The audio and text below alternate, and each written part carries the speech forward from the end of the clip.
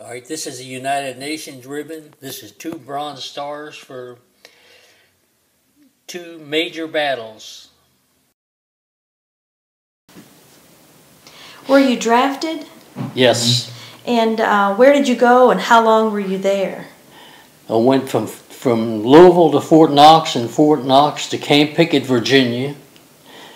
And I stayed there for maybe 6 weeks.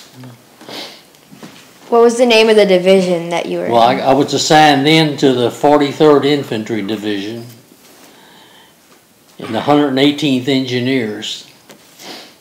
That was a training that I had to take in Virginia. So what was the training like?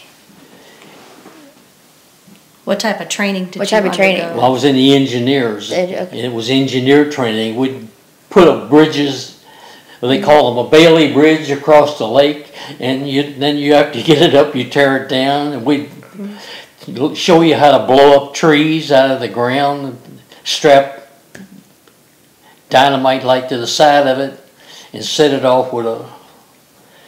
And that was kind of engineer training, and water pumping. You know, you pump water out of a creek and purify it.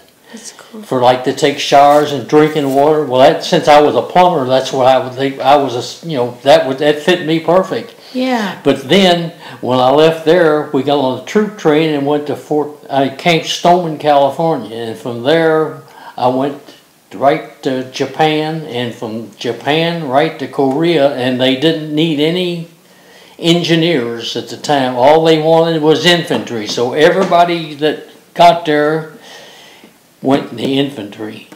That's really cool. What was a typical day like while you were there? Well, it wasn't too bad at first. It was kind of like a big joke, you know. You'd hear artillery shells go over, you'd hear them whistling, you know, as they go. But you know, there wasn't nothing near us. You think, you know, well, then all of a sudden, this Sunday night, and it was about 7:30, and it was April the 22nd. That's when everything broke out. I mean, it got terrible. Then it changed the whole thing, because, you know, having a gun and just shooting it, it's something else. But when somebody's shooting back at you, and they're not looking either, it's just like raining, you know, you just shoot. You don't have to aim, it just go that way. So what was the food like that you all had? I know you had talked about the rations. Well, most of the time it was sea rations, and they had 2 different types. They had assault rations, which was a little bit bigger can, but it was good if you're going to move out tomorrow. That's the kind of, you'd get that little salt ration, which was smaller.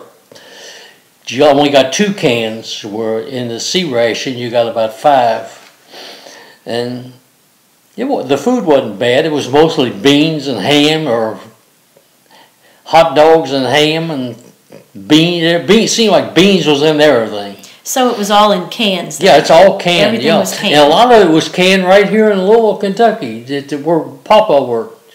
Oh, that's cool. Huh. So did you always have enough food? Yes. Was there ever a time when you didn't have any Well, food? like that time, maybe the 22nd of April or the 25th, we didn't have as much as you want. But I mean, I wasn't never starving. That's good.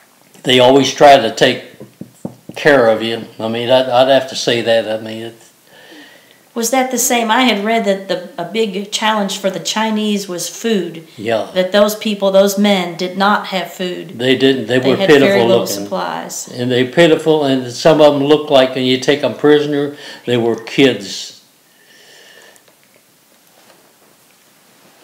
They'd have some pineapples from Hawaii, and he carried a light 30 caliber machine gun, which it weighed 30 pounds by itself without the bipod. When you're carry the machine gun, you have to have a whole crew. You got to have maybe 4 others carrying ammunition, and somebody carries the bipod that the gun mounts on. And that's quite a bit. That's quite heavy. Those 250 rounds of machine gun ammo at that time, I think it would weigh about 15 pounds, somewhere around in there.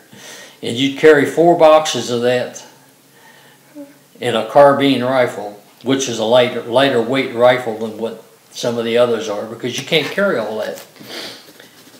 Do you remember what his name was? Pahana. Pahana. But that's all I know about Pahana and pineapple. And he was from Hawaii. Because like with myself, I was only known as Spy.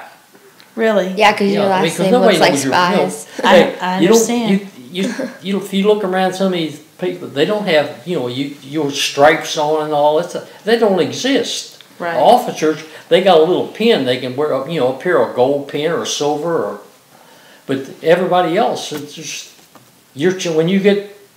In other words, when you come back off they relieve you off the front, and you go back to clean up. How did you keep in touch with your family while you were there? With just mail. We have a regular mail call. They would bring mail to us, and you take if you had anything you wanted to write at home, if you had the paper, and it didn't get all wet. Thank you for doing this interview. Well, you're welcome.